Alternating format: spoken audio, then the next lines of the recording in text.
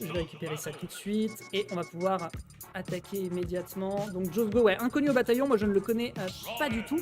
Par contre, on est un peu plus habitué à Guérison qui, avec son fait Inferno, fait des petites folies. Et on décide de faire un match respectable dans le sens où on va rester à peu près dans les mêmes branches de tir. C'est ça.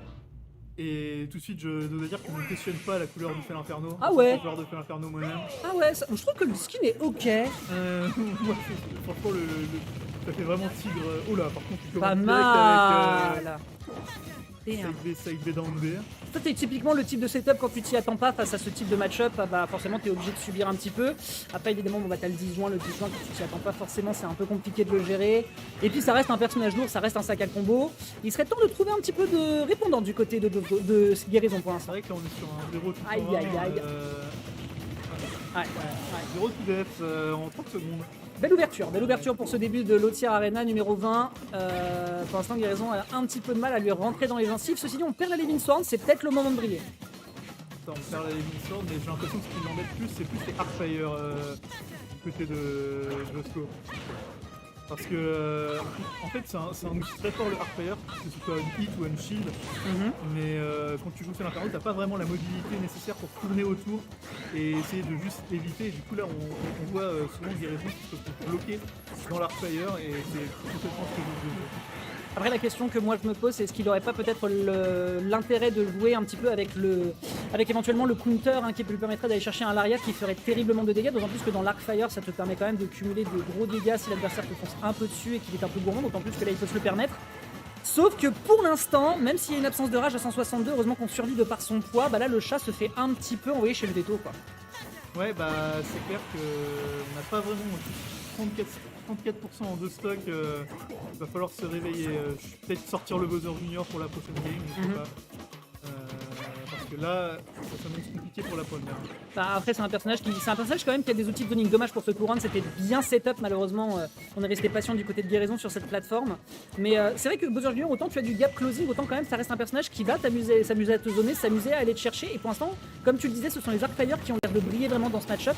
J'ai un peu la sensation que ça ferait peut-être pas une grande différence si jamais Josgo a les bons timings et les bonnes lectures de situation. Tout de même un beau backer ici qui est récupéré, mais pas encore de kill. Vraiment, le jeu n'a pas envie que Guérison gagne. Ouais, on a raté le 2 frame. Ça va partir sur 3 et... Ah ouais. Up smash derrière. Up smash derrière, c'était plus long que ce à quoi on pouvait s'attendre parce qu'on a eu un petit peu de résistance à partir de la stock numéro 2, puisque la stock numéro 1 était complètement unilatérale. Mais là, pour l'instant, le sort a l'air d'être plus ou moins jeté si Guérison ne trouve pas de réponse. Très clairement.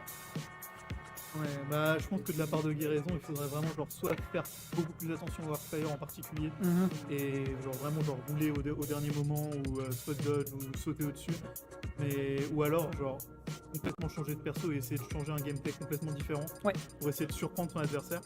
Parce que là, c'est effectivement, t'es à sa place, tu peux pas laisser le set se dérouler comme ça, sinon c'est direction à la loser bracket et le tournoi vient à peine de commencer, donc ce serait triste. Ce serait effectivement assez triste, il y a quand même du très gros level ce soir. Josgo, pour le coup, je répète, voilà, un joueur qu'on ne connaît pas spécialement, là pour le coup, Guérison, ça va être un acte un petit peu difficile pour l'instant à réussir à maintenir. Peut-être qu'un changement de personnage pourrait potentiellement faire la différence, quoique, il faut pas oublier d'ailleurs, si je dis pas de bêtises, qu'on peut clank d'ailleurs dans la plupart du temps avec l'Arcfire. Tu peux avoir le neutralaire de Félin qui peut y arriver, tu as les bras disjoints du B de Inferno, non? Ou t'es obligé de subir? T'es obligé de subir. D'accord, t'es obligé de subir. C'est pratique. Non, mais c'était une interrogation parce que c'est un petit projo en soi, je pense que tu pouvais le gérer, mais. Ça se déclenche au contact en fait. Ça se déclenche au contact. Très bien. Dans ce cas-là, effectivement, ça va être un exercice qui est compliqué. Il va falloir combattre le feu par le feu. C'est le choix de Guérison sur ce match numéro 2, mesdames et messieurs, qui pourrait potentiellement être expéditif. Voyons voir si on va apprendre de ses erreurs ici. Il a bien sauté au-dessus de l'Arcfire, c'est ce qu'il faut faire, faut pas rester bloqué en fil ou se prendre. C'est vraiment une des clés du match-up d'arène. Ok, il a les bons timings ceci pour les skills sur le bord de l'edge. Ça par contre c'est compliqué quand t'es off stage comme ça et que la situation, il y a un Arcfire au bord, bah t'es là où c'est justement difficile de tourner autour. Bah, c'est un petit peu ce que j'appellerais un match-up check, c'est-à-dire qu'en fait, si t'as le timing, tu l'as, bravo. C'est un peu comme les Belmont au final, un petit peu avec Laura, avec la fiole d'aura, avec la fiole de feu. Pour l'instant, en tout cas, on prend un peu moins cher que la game précédente, mais par contre, c'est la même situation, on n'arrive pas à tuer, et on se permet en plus d'aller chercher un up smash avec, encore une fois, la Levin Sword. Définitivement, ce pauvre chaton se fait raser de très très près. Voilà, c'est le style. Aïe aïe aïe, c'est dur. Hein. C'est dur, Est-ce que ce serait pas notre premier upset de la soirée si Jojo gagne? Potentiellement.